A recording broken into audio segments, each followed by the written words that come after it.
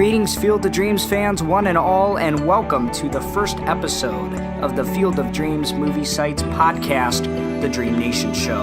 I'm your host, Roman Weinberg, and we are ecstatic to have this new channel of content for you, the followers, where we will interview anyone from authors, actors, former athletes of any sport, and beyond. And this will really be a platform for you to learn more about the movie and celebrities and their connections to the film. So our first guest is an actor with over 30 years of experience and is most widely known for the Field of Dreams, and he played the role of John Kinsella in the film. It is Dwier Brown, and we are extremely excited to have him as part of this first episode of the Dream Nation Show. So, without further ado, here is the interview with Dwier Brown.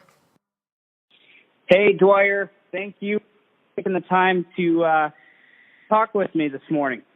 I appreciate it, Roman. Good to hear from you. Yeah, hey, good to hear from you. So, let me start with, I got to ask, what are your thoughts on heading back to the field 30 years after the premiere of the film? Well, I am always excited to Dyersville. I grew up on a farm in Ohio, so, coming back there, it always feels like home to me. I made a lot of friends with, a bunch of locals there. I mean, the Lansings and the Ghost Players. I mean, Carl and Elaine Burkle out there at the Ponderosa.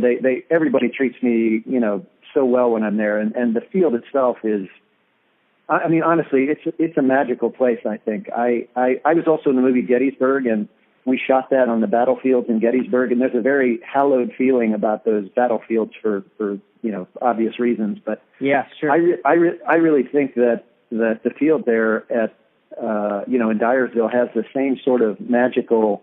I mean, you can feel how many people have brought their relationships with their dad and others, their brothers and everything to that place, and it sort of left them there, and they sort of, I mean, to me, they kind of swirl around that place like the Ghost Players, and to me, it's always fun. I've been there when it's in the dead of winter. I've been there in the summer with 3,000 people. I've been there by myself, and it's always some magical thing, So I'm very excited to see my old friends, meet some new fans. What else is great is watching the movie on the field. That is, almost surreal. Having shot the movie on the same field and then watching it with the fans on the field. Then when the movie's over, they turn around and see me.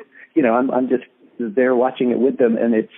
I mean, the last time when we did this at the 25th anniversary, that people just broke into tears because, like, here they just watched John Kinsella walk out of the cornfield, and there he is, literally standing in front of them in flesh and blood. So. It's pretty amazing, and I've had great times playing softball on that field too. So the Ghost Players are all fantastic, and to kind of be back there with all those the great Iowa Hall of Fame athletes, Nick Collison and Lane Danielson, Adam Haluska, and Todd Sears, all these great guys. I can't wait. Well, that's great. I mean, we're excited to have you back, and it'll be good for me to see you again. It's been a while since I've seen you. So, all right. So what does the movie mean to you personally? I know it was an interesting point in your career, and it was a great time for you. So go into what this movie means to you. Well, I always tell everybody it's my favorite movie I did in my whole career. I mean, I've been in hundreds of movies over a 37-year career, and frequently with movies, there's always something that's that people can't see when they watch the movie, but, it's like terrible shooting conditions or, some actor on the set is kind of a jerk and, you hate going in every day, but everybody on the movie was so nice. And of course, like I said, it's in this beautiful farm and a farm very much like the one I grew up on. So that felt great. And, playing baseball and, the magical nature of the script itself and, Kevin's career was just exploding. I mean, I don't know if a lot of people know Bull Durham came out while we were shooting Field of Dreams. So he was in Iowa when that movie came out, which just kind of exploded his career. And between takes, he would go to his trailer, and he was writing Dances with Wolves with Michael Blake in his trailer while we were shooting Field of Dreams, just as Bull Durham came out. So it was a crazy intersection in his career, and that was just fun to watch because, Kevin he's just a he's just a really fun guy. He's like, you'd want him to be your best friend. He's a really a wonderful guy. And my only regret about the whole movie was that I didn't get to watch it with my dad. I don't know if people know this, but I wrote about it in my book. My dad died 36 days before I went to go shoot that movie in Iowa, and it was sudden and unexpected. So I was heading to Iowa, and I got a call from my mom that my dad was in the hospital. So I rushed to Ohio, and my dad died that night. I mean, fortunately, I got a chance to talk to him, but it was such a surreal experience to leave my father's funeral and then go to Iowa and be playing a dead father coming out of the cornfield to play catch with their son for a last time. So it certainly made the movie a more profound experience in my life for a lot of reasons. I mean, and none that I expected. But what's amazing to me is that movie has kept my dad's memory alive for me because, when I see people, they recognize me from the movie and they tear up almost automatically. It's like Pavlovian now that people have seen that movie so many times that they see my face and they tell me about their dads. And I love it because it's my way of experiencing the movie with my father, vicariously. Sure. That's great. So while you were here, I'm sure you have a lot of stories about filming and everything. So why don't you tell us your favorite moment of filming the movie? Yeah, that's so interesting. I was thinking about this the other day. It's sometimes difficult when you're in a movie. Your experiences are different because you're shooting a movie in these little bits and pieces, and it's not all beautiful, and there's camera crew everywhere. But I have to say, one of my favorite moments of shooting that movie was driving down that driveway at the Lansing farm there for the first time. I mean, I'd read the book many years before, and of course read the script. And by the time I was arriving at the set, they'd been shooting already for a month. They had already built the baseball field. So, yeah. I mean, for those of you who haven't been to the field and seen, it's just magical, that long, long driveway. And you can see the field there, but if you don't know what you're looking at, it's very strange, and it was just magical. Like, just starting down that driveway was just amazing. And every day we went, I had the same feeling. Like, it's like watching something from a book come to life. And it was really, really profound for me. And shooting the final scene that I was in, here I was. I mean, I was supposed to be there for 3 days, to shoot this scene. It's 6 pages at the end of the movie. They ended up extending my stay because they were so far behind schedule and because they decided to shoot that scene at magic hour just after sunset. We could only shoot like 15 minutes each day. So we ended up shooting that scene sort of alive in time. When it got close to sunset, the whole crew would run out of the house or wherever they were shooting and set up really quickly. And, it would be, let's say, a shot of me saying, is this heaven? And we'd get 2 or 3 takes, and then it'd be too dark to shoot anymore. And then the next day we'd come back and we'd shoot Kevin saying, no, it's Iowa. And then, it was almost back and forth. But it was kind of difficult as an actor because, Kevin and I both had to get into that very tenuous, sentimental, sweet, tender mood that scene captured. And we had to do it every day, at sunset, kind of turn it on, turn it off. There's also almost like doing a play where you have to bring it every day. But also the crew and everybody was so respectful. I've worked on movie sets a lot, and those guys get kind of jaded from shooting movies. They don't always get the magic of the movie they're shooting, but that scene, I think everybody involved brought their own father to the field, and they were all swirling around as Kevin and I were having that emotional scene. And of course, my dad, I felt his presence there as vividly as any of the ghost players, and that made it very strange. And as far as watching the movie, I end up watching the movie because I host screenings. I get asked to do that quite a bit. And one of my favorite movies is Tim Busfield walking right through the pitch. Because you can't see the ball players. I could watch that on a loop all day. I love Kevin. I love Kevin, do an old brag about, hey, see if you can hit my curveball, and then, you know, having Ray just drill it right into the ball bag there. That's, you know, Kevin is underrated as a physical comedian. I think he is. He does some funny stuff in that movie, and so I keep finding more and more moments that I like, you know, that I wait for. But probably, those are the moments that stick out to me. That's awesome. So I got to ask this, and I know you touched on it before about you being recognized by fans and for your part in the Field of Dreams, but I have to ask, how often are you asked, hey, Dad, you want to have a catch? I suppose I've heard that a few times over here. You know, to me, it's kind of nice. You know, I know some celebrities get tired of being, you know, bothered by fans or whatever. And fortunately, I'm not that kind of actor who gets bothered all the time. But people who recognize me, you know, it's surprising to me after 31 years ago that we shot that movie, that people still see me. But, you know, to me, it's just a compliment. You know, for them to have mentioned that line, "Do you want to have a catch?"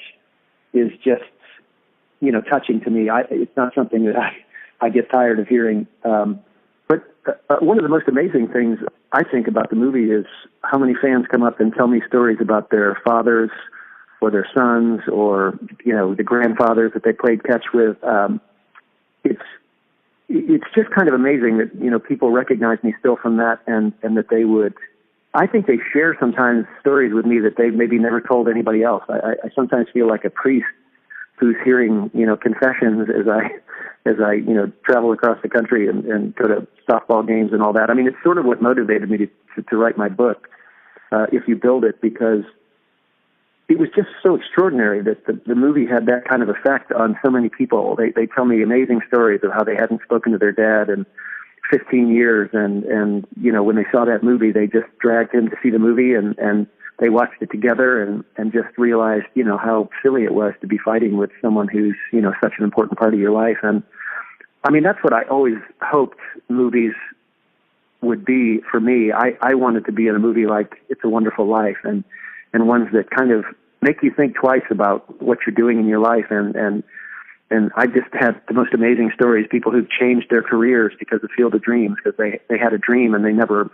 went after it, and they decide that it's time to do that. And I don't know, that part to me is more exciting than, you know, the little catchphrase of do you want to have a catch? But I do, when I'm conscious, I try to do my line, which is, I'd like that. Yep. I think the beautiful thing about the film as well is that it means so much to so many people for different reasons. You know, you get 100 different people here to the field, and you'll have 100 different reasons of why they came. And I think that's the beautiful part of it. Yeah, it's so true. And yeah, the movie has so many good life lessons in it that it's pretty great. You can take a lot of things from it. Eases pain, go the distance. You know, if you build it, it's pretty awesome. Yeah. So let's kind of go a different direction here. If there's one thing people don't know about Dwier Brown, what's a fun fact about you, Dwier? What's one thing people don't know? That's pretty good. Let's see. This is just a little dream fantasy of mine, but I think I might have the happiest life of anyone on the planet. I have an incredible wife who is funny and sexy, and we just have the greatest time. I get to travel places where people are always happy to see me, and you know, I have a modest home but with a beautiful view, and I live in, you know, a place where I'm not dealing with the polar vortex. And anyway, so I just have the most wonderful life. So that's probably something people don't know. I love hot springs. I travel. I try to find hot springs out in the wilderness and sit in them so I can feel what water from the center of the earth feels like. And what else? Oh, the farm that I grew up in Ohio didn't have an indoor toilet when we moved there. So I went to an outhouse in the dead of winter, just like, you know, probably people from another century, but yeah, that's in my past. So, those are three things I hope people don't know about me, but now they do. And it's out there now. Yes, exactly. So what are your plans in 2019? Do you have anything in the pipeline that's exciting for you? I am mostly doing a lot of touring because it's the 30th anniversary of the release of the movie. I'm going to be all over the country. I'm going to be in, from Las Vegas to Florida, from Minnesota to Texas. I'm going to be in vineyards and libraries and a lot of minor league baseball fields. I have my schedule on my Facebook page and on my website, so people can check it out. But if you're anywhere in the country, I'm probably going to be at a field fairly close to you because I've probably got 40 appearances this year, which is kind of extraordinary for me. There's a vineyard in Napa that built a baseball field in the middle of their vineyard for their workers to play on, which it's Wow. Boleto Vineyards. I'm going to be up there in April, and so it's going to be cool. We're going to do a screening of the movie up there. And anyway, that's it. If they made more movies like Field of Dreams, I would stick around and wait for those scripts to land on my desk. But now I'm going to make them send it to me while I play catch with people across the country. Well, there you go. So we'll end it on, if there is one message that you want fans to take away from the Field of Dreams, what's that message? Gosh, like I was saying, there's so many great messages in Field of Dreams. I'm doing a lot of speaking engagements these days, and it's just such a ripe field of things in that movie. But I mean, to me, the things that always resonate with me, and it may be more so as I get older, is that it's never too late to follow your dreams.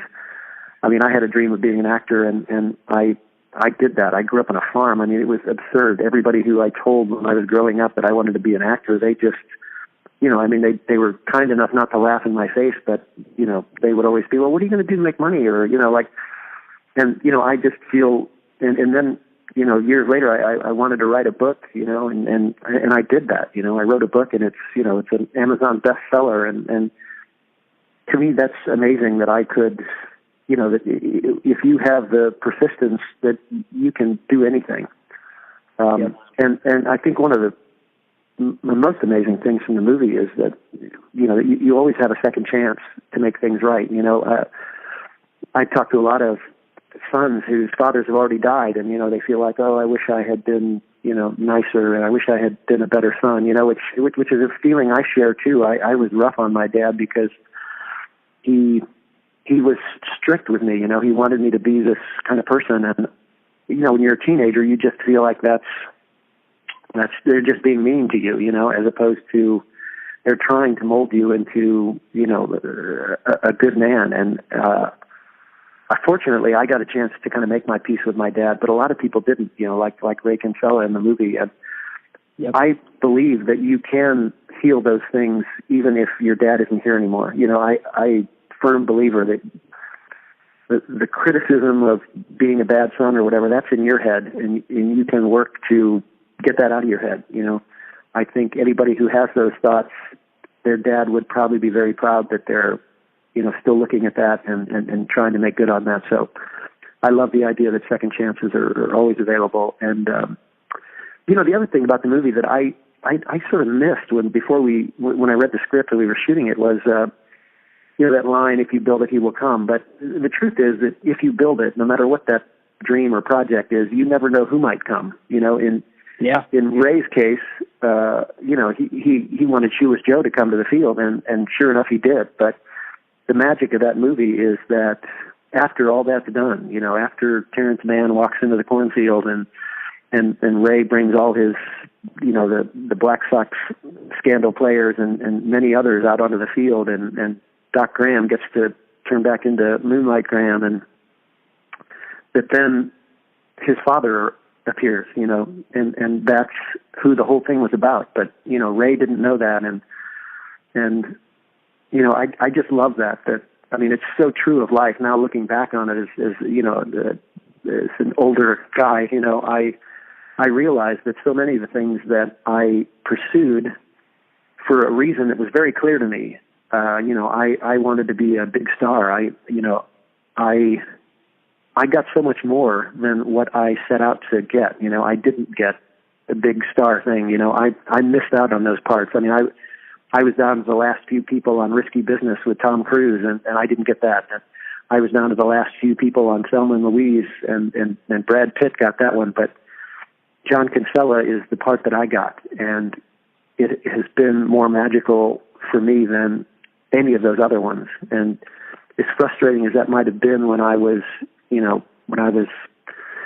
eliminated for those other parts, I couldn't have imagined that Field of Dreams would still be being talked about the way it is 30 years ago. And even that first Don Lansing and then every owner since would have kept the field there. That's extraordinary that field has, art imitated or life imitated art in that case. And, Denise Stillman, who passed away this past year, she did everything she could to help keep that field alive. And I know there was controversy in town there, but I think her heart was in the right place, and I'm sad to see her go. I hope that she's living in the corn and will come and play softball with us this summer when I'm there, the day before Father's Day. So anyway, and I hope all the followers of the field and the fans will come out, because I truly enjoy meeting people and talking with them, and